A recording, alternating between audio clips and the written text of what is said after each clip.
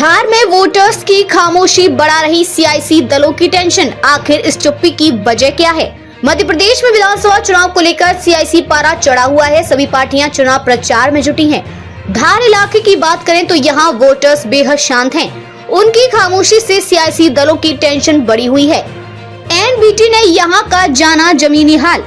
धार विवादों में रही धार की भोजशाला में दाखिल होने पर फिलहाल खास हलचल नहीं दिखाई दे रही है।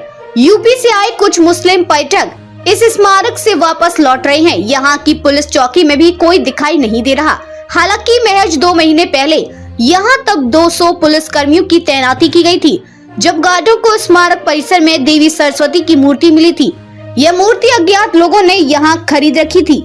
दरअसल इस स्मारक पर हिंदू और मुस्लिम दोनों ही अपना दावा करते रहे हैं। हिंदू भोजशाला को सरस्वती का मंदिर मानते हैं, जबकि मुस्लिम इस परिसर को कमाल मौला की मस्जिद। कई बार धार शहर में वसंत पंचमी का त्योहार होने पर ऐतिहासिक स्मारक को लेकर तनाव हो चुका है।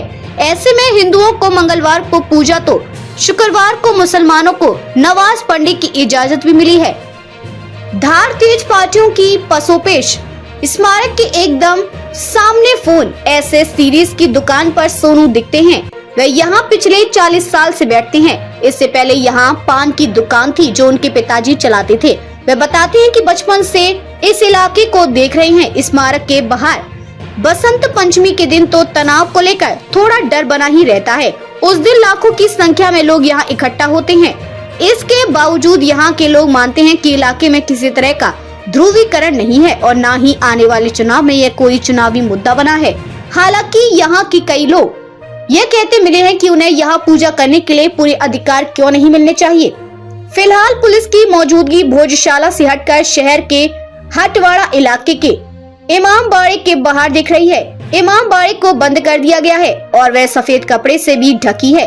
3 महीने पहले यहाँ हजारों की संख्या में हिंदू समाज के लोगों ने रैली निकाली थी। वे इमाम बाड़े को पीडब्ल्यूडी की संपत्ति बताते हुए खाली करने की मांग कर रहे थे। फिलहाल यहाँ शांति है। वोटर खुलकर सामने नहीं आ रहे। इमाम बाड़ा से लगी ज्वेलरी की दुकान पर बैठे दीपक पाटीदार बताते हैं कि हिंदू समाज ने उस वक्त रैली की थी, लेकिन अभी हालात शांत हैं। वे आगे कहते हैं कि पीएम मोदी सबका साथ सबका विकास में विश्वास रखते हैं। लोग उन्हें देखकर वोट का फैसला ले रहे हैं। हालांकि थोड़ी ही दूरी पर सब्जी बेच रहे अब्दुल कारी कह रहे हैं कि यहाँ असल टक्कर बीजेपी के बागी राजीव यादव और कांग्रेस के उम्मीदवार प्रभा गौतम के बीच है। राजीव यादव बीजेपी जिलाध्यक्ष रह चुके हैं। इस सीट पर बीजेपी नेता विक्रम वर्मा की पत्नी नीना वर्मा को टिकट दिए जाने पर विरोध में वे निर्दलीय खड़े हो गए हैं। इसी बाजार में हेयर सैलून में बाल कटवाने आए एक युवक से जब चुनाव के माहौल के बारे में पूछा गया तो उसने कहा, लोगों के अकाउंट में लाडली योजना का पैसा आ रहा है।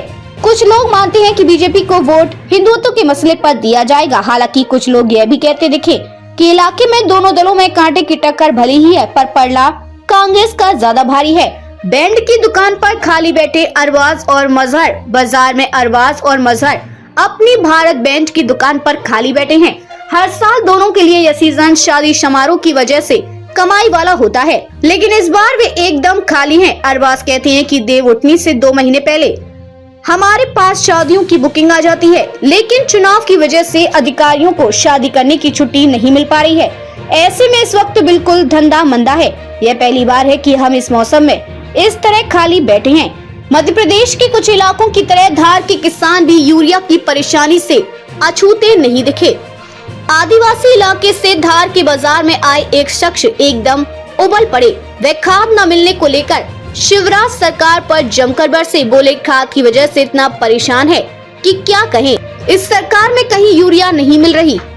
देश प्रदेश की खबरों के लिए धार न्यूज को सब्सक्राइब करें, लाइक करें, कमेंट करें और बेल आइकन दबाना बिल्कुल न भूलें। देखते रहिए धार न्यूज।